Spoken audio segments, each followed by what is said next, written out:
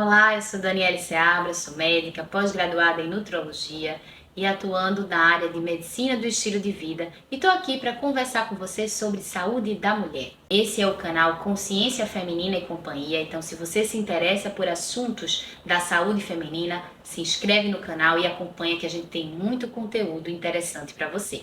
Hoje nós vamos conversar sobre doença hepática gordurosa não alcoólica, a esteatose hepática não alcoólica, a esteatohepatite não alcoólica e vários nomes que essa forma de doença hepática acabou tendo ao longo da sua história, ao longo dos anos em que vem sendo estudada. A doença hepática gordurosa não alcoólica é um depósito de gordura no fígado, né? É uma esteatose hepática, o acúmulo de gordura dentro dos hepatócitos de origem não alcoólica, ou seja, isso acontece por outro fator que não seja a exposição ao álcool, que foi ali um dos primeiros agentes identificados como hepatotóxicos, como agressores ao fígado. Hoje em dia, essa terminologia vem sendo substituída, inclusive, como doença hepática metabólica, porque a gente sabe que ela está intimamente relacionada à síndrome metabólica.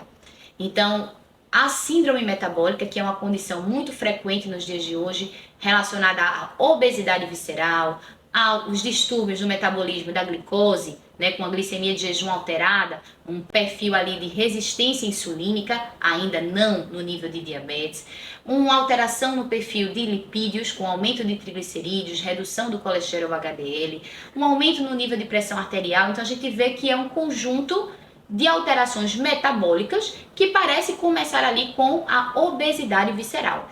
E, gente, quando a gente fala em obesidade e na sua prevalência crescente no mundo, a gente encontra que essa obesidade é mais prevalente ainda entre as mulheres. Então, as mulheres estão com maior risco de desenvolver síndrome metabólica, estão com maior risco de desenvolver diabetes tipo 2, e por isso que é muito importante a gente falar sobre esse assunto na população feminina.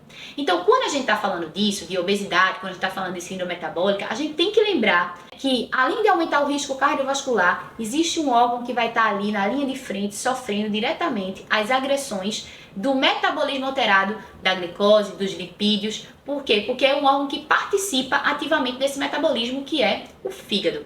Então, a doença hepática gordurosa não alcoólica ou a doença hepática metabólica, ela está intimamente relacionada a esse depósito de gordura que vai acontecendo secundário à resistência insulínica, secundário aí a um aumento da gliconeogênese hepática, tá? E as alterações metabólicas que vão ocorrer nesse período. Então, qual seria o principal fator de risco para a doença hepática gordurosa não alcoólica ou a doença metabólica hepática? É justamente a obesidade. Isso está escrito lá no Guideline Europeu de Tratamento, Manejo, né, Diagnóstico e Tratamento da Doença Hepática Gordurosa não alcoólica. Um guideline feito aí em colaboração com as sociedades tanto hepática, quanto de obesidade, quanto de estudo do diabetes, para criar esse consenso sobre como a gente deve abordar essa condição. Então, o principal fator de risco é a obesidade. Então, gente, vamos focar em tratar a obesidade. Aqui no nosso canal Consciência Feminina e Companhia, você vai encontrar aulas sobre o tratamento da obesidade feminina, sobre as diferenças entre a obesidade feminina e a obesidade masculina. Então acompanha, foca no tratamento da obesidade, porque quando a gente faz isso, a gente está tratando um leque de doenças crônicas que estão intrinsecamente relacionadas à obesidade. Diabetes tipo 2, hipertensão arterial, dislipidemias e a própria esteatose hepática. Além disso, uma informação importante que esse guideline traz e eu gostaria de compartilhar aqui com vocês e falar especificamente sobre isso é o alerta para a interação com o consumo moderado de álcool. Então, no início desse vídeo, eu falei para vocês que a doença hepática gordurosa não alcoólica é aquela que acontece pelo depósito de gordura no fígado sem a exposição ao álcool. Mas não é sem a exposição ao álcool, é sem a exposição excessiva ao álcool. O que é considerado consumo excessivo? A OMS, a Organização Mundial de Saúde, considera como consumo excessivo de álcool um consumo diário maior ou igual a 30 gramas de etanol para os homens e maior ou igual a 20 gramas de etanol para as mulheres. Então isso é o que a OMS considera como consumo excessivo.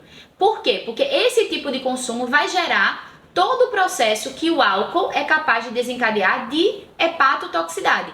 Primeiro o depósito de gordura no fígado, a fase da esteatose, depois a fase da esteatohepatite, onde vem a inflamação, evoluindo para a fase cicatricial de fibrose, a cirrose hepática e todos os comemorativos que essa doença traz. Pois bem, então a doença metabólica gordurosa não alcoólica, ela acontece com essa mesma fisiopatologia, mas sem esse consumo excessivo do álcool. Porém, o guideline europeu, guidelines americanos e outras sociedades do mundo alertam para a gente para a associação, a interação entre a síndrome metabólica e o consumo moderado de álcool. Ou seja, aquelas pessoas que não se enquadram no consumo excessivo, mas que consumem bebida alcoólica. E aí eu quero fazer esse alerta bem importante, porque um dos pilares da medicina do estilo de vida é justamente o controle do consumo de substâncias tóxicas. Lá no início, quando a medicina do estilo de vida surgiu, o foco era principalmente o cigarro. O cigarro realmente diminuiu o consumo em todas as populações do mundo ao longo do tempo, baseada em várias políticas públicas, mas existem outras substâncias tóxicas às quais nós estamos expostos. Dentre elas, o álcool, que é uma substância permitida, comercializada, mas que tem o seu potencial de causar dano.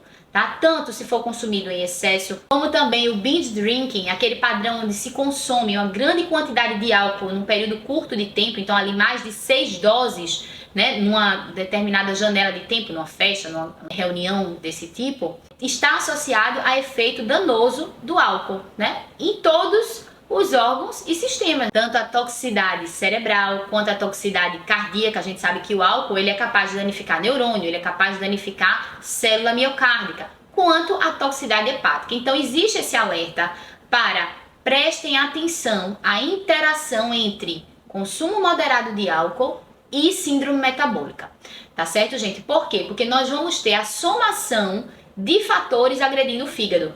Então, aquele paciente que tem resistência insulínica, porque ele tem uma obesidade visceral, né, ele tem ali uma síndrome metabólica, ele vai ter a tendência a acumular gordura hepática. Ele vai ter uma alteração desse metabolismo hepático com predominância de depósito de gordura no fígado.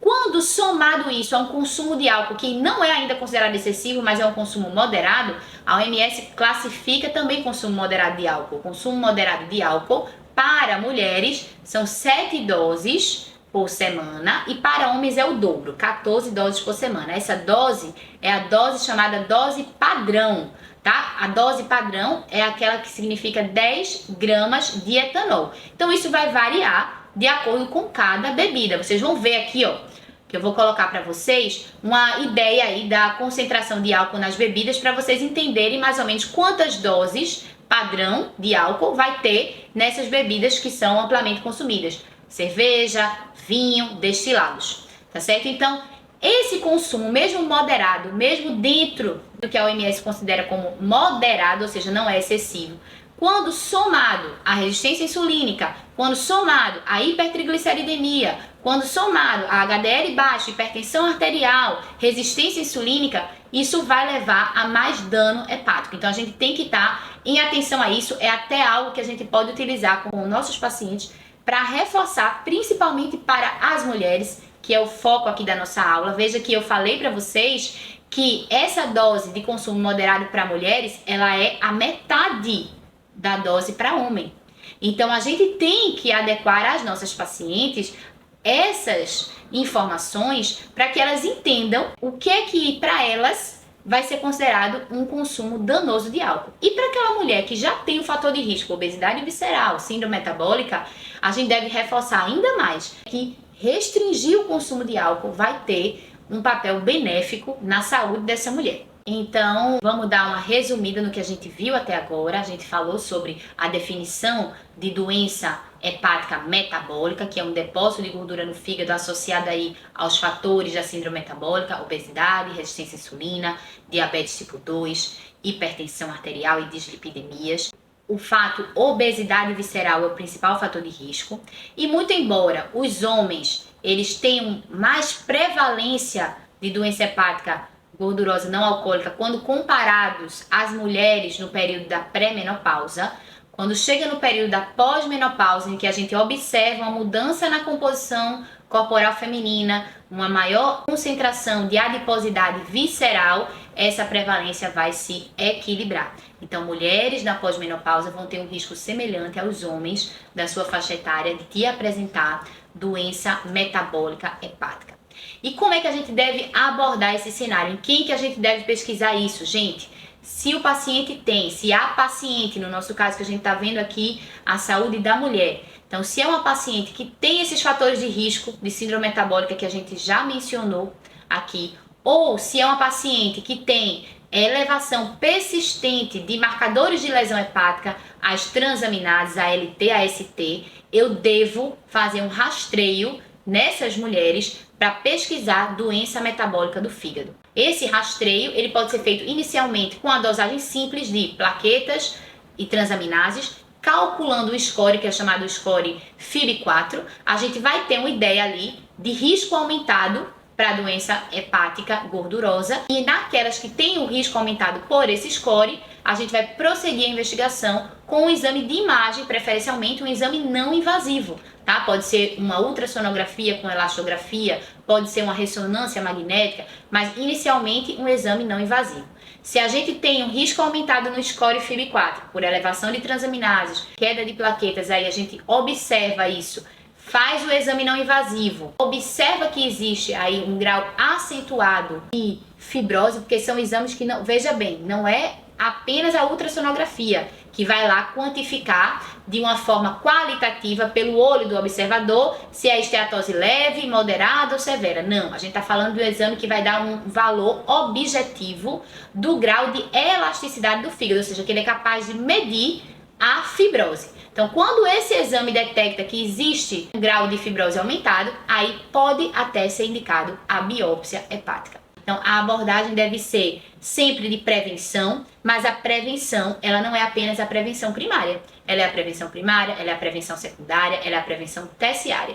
Então, diante de pacientes, de mulheres com fatores de risco de síndrome metabólica, mulheres com mais de 50 anos que já estão na menopausa com um padrão de obesidade visceral, ou mulheres que têm níveis de AST, ALT persistentemente elevados, vamos investigar a doença metabólica do fígado para poder tratar adequadamente essas mulheres e mudar o desfecho delas no futuro. Se você gostou desse conteúdo, acompanhe aqui o Consciência Feminina e Companhia, que temos mais conteúdo sobre saúde da mulher, especialmente para você que atua nessa área.